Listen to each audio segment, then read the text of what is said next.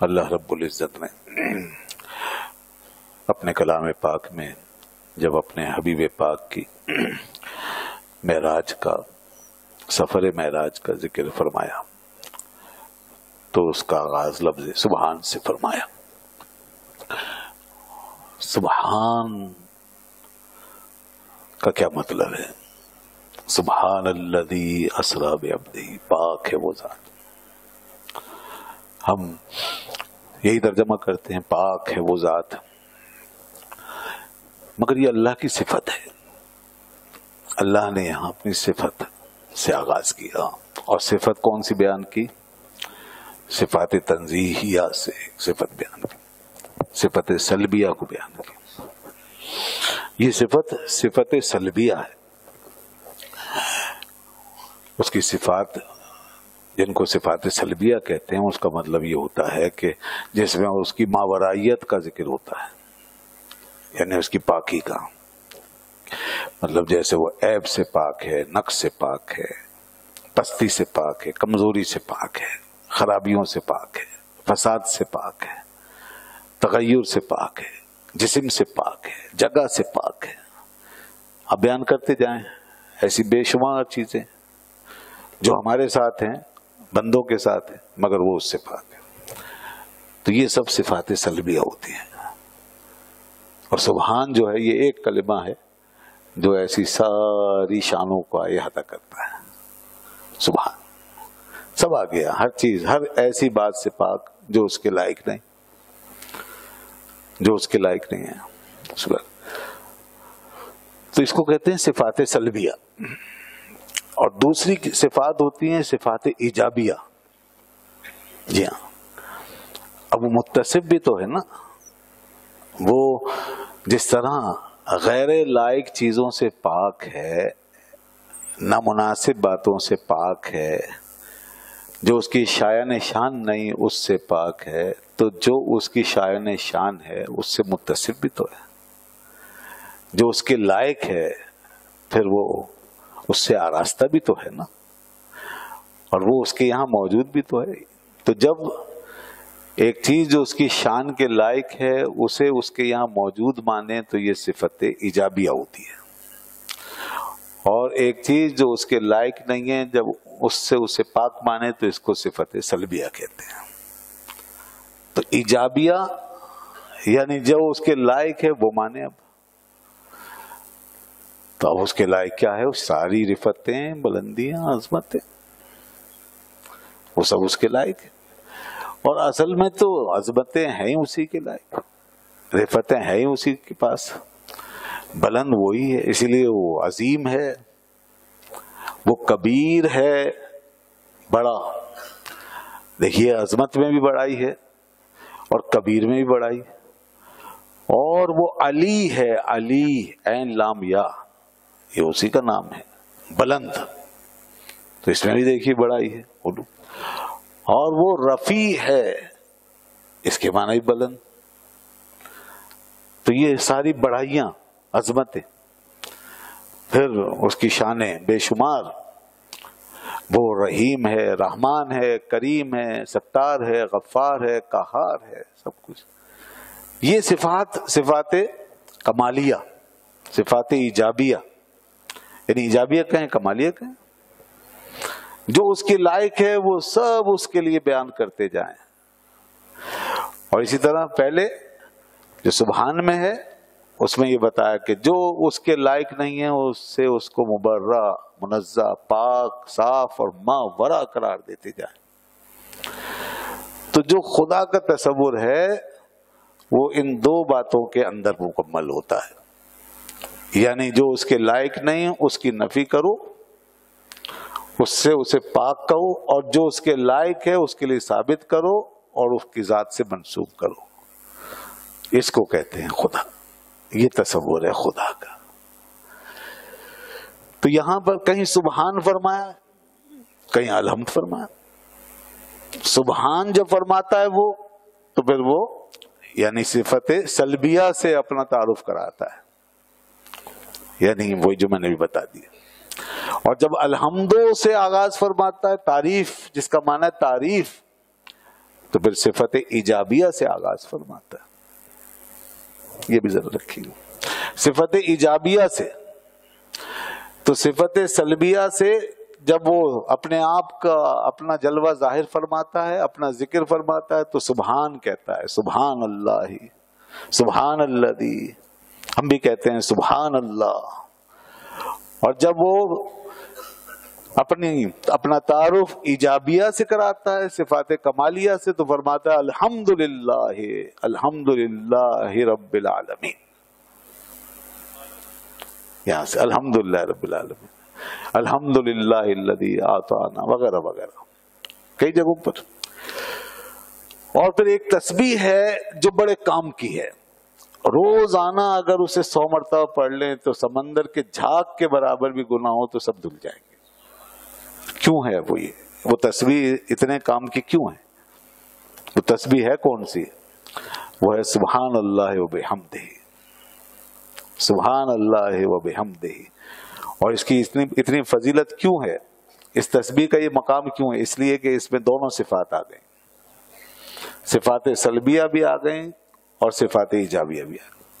سبحان اللہ کہا، پاک ہے وہ ذات، اسی طرح ہر عیب سے پاک ہے، ہر نقص سے پاک ہے، ہر کمزوری سے پاک ہے، ہر خامی سے پاک ہے، ہر برائی سے پاک ہے۔ اور اس کے بعد یہ ایک حصہ ہو گیا، اب دوسرا وہ متصف ہے ساری خوبیوں سے، مالا مال ہے ساری خوبیوں کے ساتھ، تو اس کے لیے فرمایا بحمدہ، سبحان اللہ پہلے کہہ کے پھر فرمایا وبحمدہ، تو دونوں چیزیں آ گئی، یعنی وہ ایک طرف ساری کمزوریوں سے پاک ہے اور دوسری طرف ساری خوبیوں کا مالک ہے، ادھر سارے نقائص سے مبرہ ہے، ادھر سارے محامد کا حامل ہے، ادھر ساری پستیوں سے وہ آزاد ہے، بری ہے، پاک ہے، ادھر ساری بلندیوں کا وہ مالک ہے، یہ اس کی مکمل شان۔ تو اس لیے اس کو اب ان دونوں تصورات کے ساتھ، تنزیہ کے ساتھ اور ادھر ایجاب کے ساتھ، صفات سلبیہ کے ساتھ اور صفات ایجابیہ کے ساتھ، دونوں کے ساتھ مانیے۔ دنیا کے جتنے مذاہب ہیں جو گمراہ ہوئے ہیں اور آج بھی ان کی جو فلسفی ہے اس کے بارے میں ان دونوں باتوں میں گڑبڑ کرنے کی وجہ سے، نہ انہوں نے سبحانیت کا حق ادا کیا ہے، آج کے مذاہب نے جو گمراہ ہو گئے اور راستے سے ہٹ گئے، تو نہ اس سبحانیت کا حق ادا کیا، نہ اس کی حمدیت کی شان کا حق ادا ہوا، یعنی جو چیز اس کے لائق نہیں تھی وہ اس سے منسوب کی ہے۔ یہ ہو رہا ہے نا ہندو مت میں، کیا دیکھیے عیسائیوں میں کیا ہے، شرک کیا ہوتا ہے، شرک یہی ہے جو اس کے لائق نہیں ہے، بندہ مخلوق اس کے ساتھ شریک ہو سکتے ہیں؟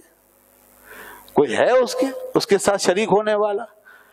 کیونکہ جو اس کے علاوہ ہے وہ سب مخلوق ہے، اور مخلوق خالق کے ساتھ شریک ہو نہیں سکتی۔ تو جنہوں نے یہ کیا ہے تو انہوں نے دیکھے یہاں تک کہ اولاد مان لی، بیوی بچے بنا لی، دیوی دیوتاؤں کا ایک پورا گھرانہ قائم کر لی، تو جو اس کے لائق نہیں تھا وہ سمجھ، اور جو اس کے لائق تھا وہ اس سے دور کر دیا اور اس کی نفی کر دی، اس کی عظمتیں، اس کی شانیں، اس کی بلندیاں، اس کی رفتیں، اس سے انکار کر دیا، اس کے محامد، اس کے اندر انہوں نے بخل کیا۔ تو اس لیے وہ دونوں شانوں کے ساتھ جب سمجھا جائے گا تو اسے کہیں گے اسلام کا خدا۔ کہیں وہ سبحان سے آغاز فرماتا ہے، کہیں ہم سے، کہیں صفات ایجابیہ سے بات کرتا ہے اور کہیں صفات سلبیہ سے، یہ سب اس کی حکمتیں ہیں۔ یہاں سے چلو تو بھی معبود نظر آئے گا، وہاں سے چلو تو بھی معبود نظر آئے گا۔ یہ شان بھی معبود کی ہے کہ وہ پاک ہے، صرف وہی ہے جو ہر عیب سے پاک ہے، وہی ہے جو ہر نقص سے پاک ہے، تو یوں بھی معبود ہوا۔ اور وہ ہر صفت، ہر کمال، ہر خوبی کا حامل ہے، تو یہ بھی وہی ہے کہ ہر خوبی کا جو حامل ہے، کوئی اور ایسا نہیں کہ جو ہر خوبی کا حامل ہو اور ہر وصف کا حامل ہو، تو یوں بھی وہ خدا معبود ہوا۔ تو معبود وہ سبحان سے بھی ہے اور معبود حمدیت سے بھی ہے، بشرطے کہ دونوں چیزوں کو جمع کر کے دیکھا جائے۔ دوستو یہاں جو فرمایا وہ سبحان الذی فرمایا۔ اب یہاں کیا حکمت ہے کہ سبحان سے شروع کیا؟ سبحان سے اس لیے شروع کیا کہ تنزیہ بیان کر دی، سلبیت بیان کر دی، اور یہ بتا دیا کہ وہ کوئی نقص اس کے یہاں نہیں، کوئی عیب نہیں، کوئی کمزوری نہیں، ٹھیک ہے۔ اب اس کی خوبی دیکھنا چاہتے ہو، اس کا کمال دیکھنا چاہتے ہو، تو اس کے لیے معلوم ہے کیا ہوا؟ اس کے لیے آگے فرمایا اسرا بعبدہ۔ اب اگر تم یہ دیکھنا چاہتے ہو کہ اس کی شان کیا ہے، تو آج تمہیں ایک مثال کے ساتھ بتانا چاہتا ہے، خالی حمد کے ساتھ نہیں، لفظ حمد کے ساتھ نہیں، بلکہ مثال کے ساتھ۔ سبحان میں یہ بتا دیا کہ وہ ذات پاک ہے ہر عیب سے، ہر نقص سے، ہر کمزوری سے۔ اب اس کے بعد ہمیں چاہیے یہ کہ اس کا کمال کیا ہے۔ پاک تو ہے، سبحان نے بتا دیا، کمال کیا ہے، اس کی شان کیا ہے، وہ اللہ نے جب بتایا تو فرمایا الذی اسرا بعبدہ۔ وہ یہ ہے کہ دیکھو معراج کی رات اس نے اپنے بندے کو، ایک عبد خاص کو کس طریقے سے زمین سے لیا اور یہاں سے سیر کرائی، اور وہ سیر ایسی کرائی کہ ساری جہتیں، سارے مکان، سارے زمانے، سب سے عبور کروا کے، تمام پستیوں سے نکال کے، تمام پستیوں سے نکال کے، فضاؤں سے نکال کے، ہواؤں سے نکال کے اس جہان میں لے گیا کہ جس سے اوپر کا کوئی تصور ہی نہیں کر سکتا۔ اور جب وہ اس ذات کو اس طرح لے گیا اور اتنی بلندیوں پہ پہنچایا کہ دنا فتح دلہ کی منزلوں پہ بٹھا دیا، او ادنا کے مرحلوں میں داخل کر دیا کہ جہاں پر وہ ذات جو یہاں سے گئی تو وہ جا کے حق میں گم ہو گئی، تو یہ جو اس نے ایک بندے کو زمین سے اٹھا کر کے ان بلندیوں پہ پہنچایا، تو بتاؤ کیا اس سے تمہیں نظر نہیں آتا کہ وہ کیسا قادر اور قدرت والا ہے، وہ کیسی شان والا ہے، اس کی کیا عظمت ہے، کیسی شان کہ وہ سب کچھ کر سکتا ہے۔ یہ جس طریقے سے اس نے کیا تو دیکھو یہ اس کی قدرت کا مظاہرہ ہے کہ یہاں سے ایک بندہ خاص کو اٹھا کے وہاں لے گیا جہاں انسان کا تصور بھی نہیں جا سکتا۔ کیا انسان یہ کر سکتا ہے؟ خود کسی کے بس میں ہے؟ نہیں۔ اسی لیے یہ معاملہ آپ سے بھی منسوب نہیں کیا، اور یوں نہیں کہا کہ وہ گئے، یوں نہیں فرمایا کہ وہ گئے، اس لیے کہ یہ کسی کے اختیار میں نہیں کہ کوئی اس طرح خود سے چلا جائے۔